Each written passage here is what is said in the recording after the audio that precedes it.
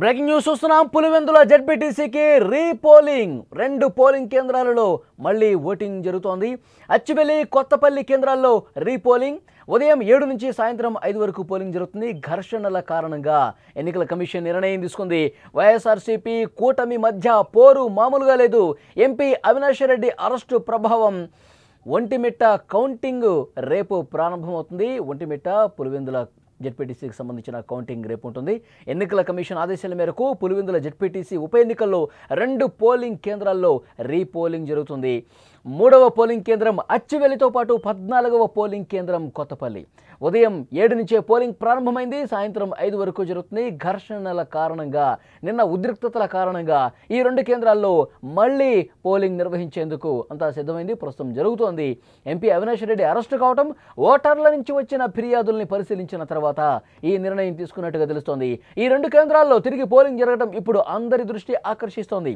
YCP అలాగే కూటమి మధ్య ఎంత హోరాహోరీగా నిన్న ఘర్షణ పూరిత వాతావరణంలో పోలింగ్ జరిగిందో మనం చూసాం. అవినాష్ రెడ్డి అరెస్ట్ అయిన తర్వాత ఆయన్ని వేరే ప్రాంతానికి తరలించడం, మళ్ళీ పోలీసులు కళ్ళు గప్పి ఆయన వైసీపీ కార్యాలయానికి రావటం, పోలీసులు అక్కడ వారితో చర్చించడం, తర్వాత వైసీపీ శ్రేణులు గొడవకు దిగటం, ఇవన్నీ కొంత ఉద్రిక్త పరిస్థితులు ఉన్నాయి. ఏవైతే 2 పోలింగ్ కేంద్రాలు ఉన్నాయో అక్కడ పెద్ద ఎత్తున కంప్లైంట్స్ కూడా వచ్చిన నేపథ్యంలో ఎన్నికల కమిషన్ ఈ డెసిషన్ తీసుకుంది. ఆ 2 పోలింగ్ కేంద్రాల్లో రీపోలింగ్ నిర్వహించేందుకు ఏర్పాట్లు కూడా చేసినటువంటి పరిస్థితి ఉంది. ఇదే విషయానికి సంబంధించి మరింత లేటెస్ట్ ఇన్ఫర్మేషన్ తెలుసుకుందాం. మా ప్రతినిధి సుదర్శన్ పోలింగ్ కేంద్రాల దగ్గర నుంచి సిద్ధంగా ఉన్నారు డీటెయిల్స్ అందించడానికి. సుదర్శన్, ప్రస్తుతం అక్కడ ఎలా జరుగుతుంది? ఎన్నికల కమిషన్ ప్రధానంగా తీసుకున్నటువంటి కారణాలు ఏంటి మళ్ళీ రీపోలింగ్ చేయడానికి?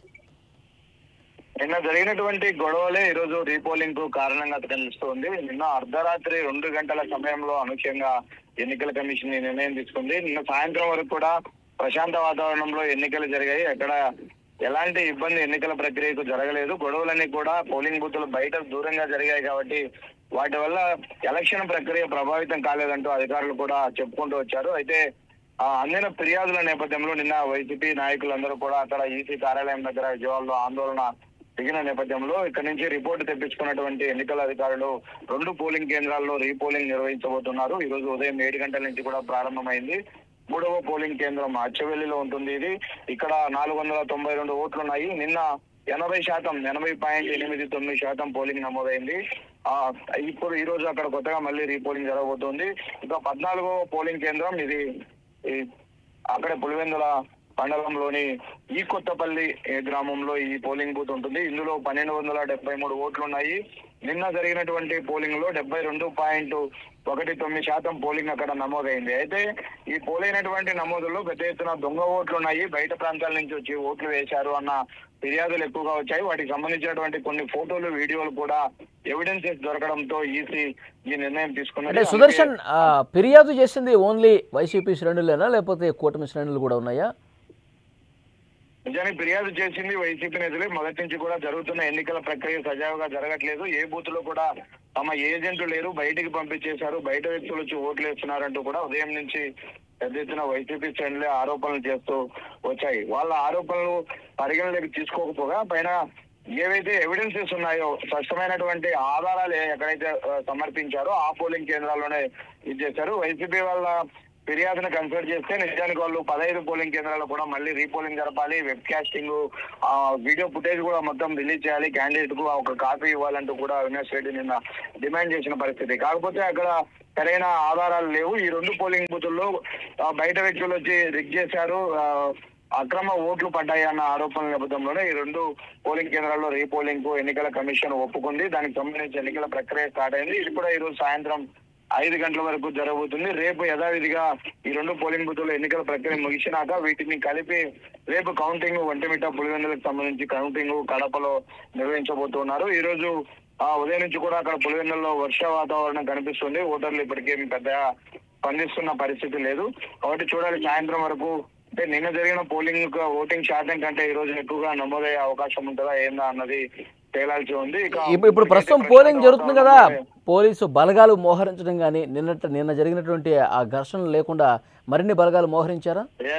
మరిన్ని బలగాలు మోహరించారు. ఎక్కడ ఎలాంటి ఉద్రిక్త పరిస్థితి లేదు. 2 పోలింగ్ కేంద్రాలే కాబట్టి అక్కడ అనుగుణంగా కూడా పోలీసులు తనిఖీ చేస్తున్నారు. 2 పోలింగ్ కేంద్రాల్లో కూడా చాలా ప్రశాంత వాతావరణంలోనే పోలింగ్ ప్రక్రియ ప్రారంభమైంది. అయితే ఓటర్లు ఓటుకు వస్తారా లేకంటే బాయ్కాట్ చేస్తారా అన్నది కూడా కొంత చర్చ జరుగుతుంది. ఎందుకంటే నిన్న జరిగిన ఇష్యూస్ కారణంగా అక్కడ చాలా మంది ఓటర్లు వాటిని వ్యతిరేకిస్తున్నారు. అసలు ఈ ఎన్నికల ప్రక్రియ నిర్వహించడం ఎందుకు ఇట్లా ఏకపక్షంగా చేసుకునేదానికంటూ కూడా వాళ్ళు నిరసన తెలిపారు. వైసీపీ అభ్యర్థి జెడ్పీటీసీ అభ్యర్థి హేమంత్ కుమార్ కూడా స్వయంగా ఓటు వేయడానికి కూడా రాలేదు. అతను పోలీసులు కూడా రిక్వెస్ట్ చేశారు, మీరు వచ్చి మీ ఓటుకు వినియోగించుకోవచ్చని.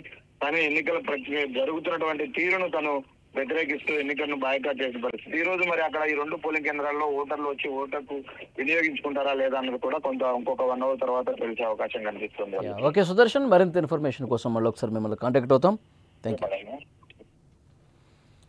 అది ఒంటిమిట్ట పులివెందుల జెడ్పీటీసీ ఉప ఎన్నికల కౌంటింగ్ అయితే రేపు జరగబోతుంది. కడప శివార్లలోని మౌలానా ఉర్దూ యూనివర్సిటీలో కౌంటింగ్ ప్రక్రియ నిర్వహించేందుకు ఏర్పాట్లు చేస్తున్నారు. అయితే ఏవైతే ఘర్షణల కారణంగా అక్కడ ఉన్నటువంటి ఓటర్ల ఫిర్యాదుల కారణంగా 2 కేంద్రాల్లో రీపోలింగ్ చేస్తూ ఉన్నారు. ప్రస్తుతం పోలింగ్ ప్రక్రియ ప్రారంభమైంది. అయితే ఆ 2 పోలింగ్ కేంద్రాల్లో ఇంకా పోలింగ్ అనేది వేగం పుంజుకోలేదు. కొంత మందు కూడా కనిపిస్తుంది. ఒకళ్ళిద్దరు అట్లా వస్తూ ఉన్నారు. 1 గంట తర్వాత పెరిగే అవకాశం ఉన్నట్టుగా తెలుస్తుంది. మరి నిన్న అక్కడ పోలింగ్లో పార్టిసిపేట్ చేసిన వాళ్ళు అంతే యాక్టివ్గా ఈరోజు పోలింగ్ కేంద్రాలకు వస్తారా లేదన్నది కూడా చూడాలి. కేవలం 2 అంటే 2 పోలింగ్ కేంద్రాల్లోనే అక్కడ ఉన్నటువంటి కొన్ని ఫిర్యాదుల నేపథ్యంలో, ఘర్షణ జరిగిన నేపథ్యంలో మళ్ళీ రీపోలింగ్ చేస్తూ ఉన్నారు. మరింత పోలీసు భద్రతా బలగాల మధ్య ఈ పోలింగ్ జరుగుతున్న పరిస్థితి కనిపిస్తోంది.